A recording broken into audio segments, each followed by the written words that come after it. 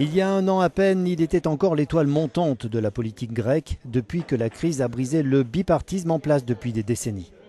Alexis Tsipras, ingénieur civil, est né à Athènes le 28 juillet 1974.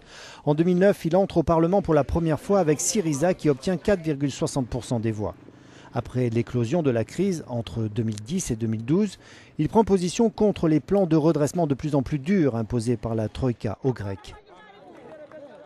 Le plus jeune des hommes politiques grecs va se forger une position de faiseur de roi en prônant une autre voie que celle de l'austérité. Aux élections de mai 2012, Syriza arrive en deuxième position et force la convocation de nouvelles élections pour juin de la même année.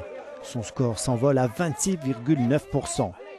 Tsipras est devenu le seul politique qui réussit à redonner aux Grecs un espoir dans l'avenir. Aux élections européennes de mai, Syriza arrive en tête en Grèce avec 26,57% des voix et depuis devance systématiquement la droite au pouvoir dans les sondages.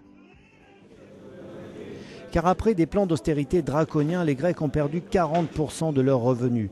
Ils subissent un chômage à 27% et leur dette pèse 177% du PIB.